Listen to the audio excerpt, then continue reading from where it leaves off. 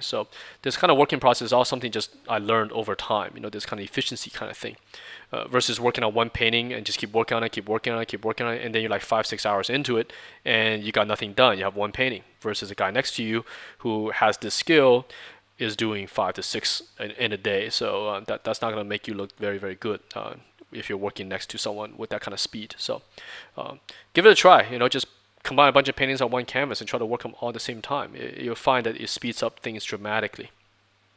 Okay, but of course it's not for everybody. This is not an art thing. This is purely for production reasons, right? Keep it fast.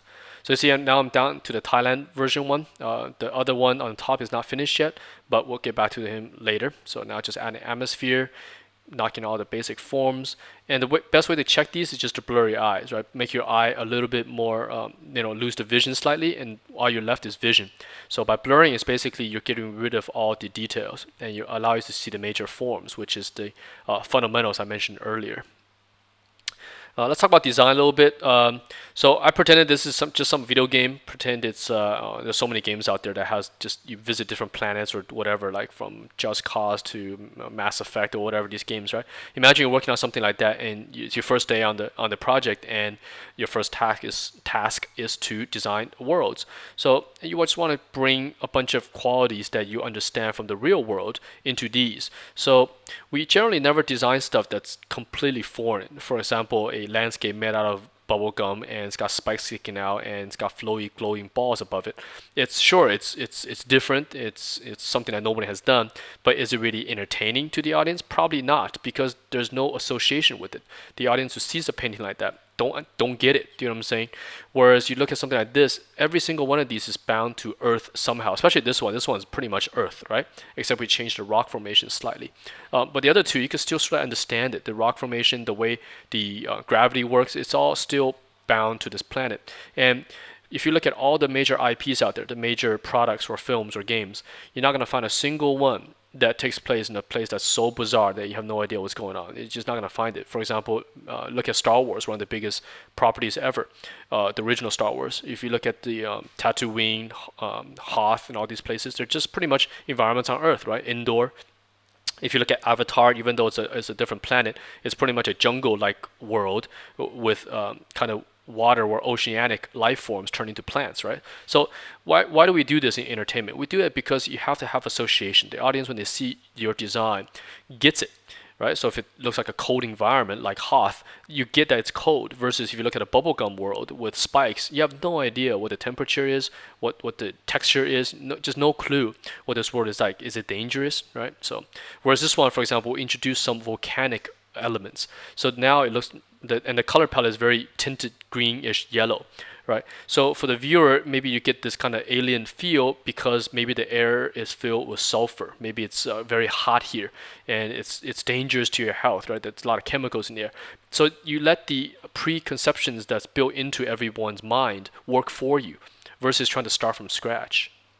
And that's the goal of these environments.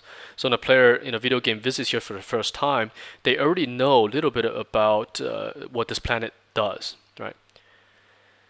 So that's a little bit of just the design talk. Of course, we could go into much more detail in terms of how designs are carried out and research and stuff, but I think for this tutorial, we'll focus more on the painting itself. The design stuff, you could spend years talking about how to arrive at a good design. So, but here, this is just scratching in paint, second layer of detail. Everything's done here with the chalk brush. Pretty much done on one layer, actually. There's no layers on this because I'm painting this on my laptop, so generally I like to keep no layers to keep the files nice and fast, and no use of RAM. So filling it in, and you can see this, I dropped in a very quick texture layer. You can see here, you can see some rocks textures on there. Very quickly just dropped in, set them on overlay to give that tooth, because now I'm at this point where I'm about to insert the last level of detail, the very fine level of detail. And by having some photoreal elements in there, like the rocks, it just kind of speeds up the process. So the human eye has something to catch or grip their eyes on, right? So you don't even have to worry too much about even the perspective when you add these kind of stuff in, because they work pretty much like texture, right? The human eye would generally follow the overall forms versus looking at the actual texture itself. So you can see the Thailand one, I added in some details for the door. Those are just photo elements I collaged together, and then use paint to merge it in with your painting. All right, fixing some clouds here and there. So this process is, again, it's very, very quick. It's one of those where if it's not, it's not meant to be a finished painting, but any of these could be taken to a finished painting. Say this one got approved and we're going to put this in a video game, and then we could spend another day or two making it very, very refined, blow it up to about 10,000 pixels and just spend all 2 days working on it. Then you end up with a very detailed and a polished painting. But the building blocks are already there. Right? The building block actually was already set the first 20 minutes of this demo, which is the line drawing. That's where all the hard stuff is lays, right? Getting the design is actually the hardest thing to do, right? Which goes back to the thing I was talking about with the basic understanding of form. The whole point of design is to rearrange forms and shapes, right? To come up with something new, especially forms and shapes that already exist. But how you arrange it, that is the difficult part of the job, because no one can help you with that. That is completely up to the designer, and everyone has their own way of doing it. Just like an author, when they write a book, no one's going to sit there and tell them how to structure their sentences or paragraphs.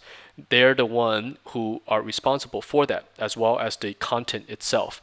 And that's what makes somebody unique. That's what makes someone, a professional, is the ability to do that and arrange it completely on their own and come up with something very cool, right? So here I'm going back to the minor detail. You can see adding some light highlights, pick up here and there. Yeah. This painting is not meant to be super refined, but I still want to add the level of detail that will hold this up when printed. All these I printed out eventually to 11 by 17, so they're quite big. So the level of detail must hold up.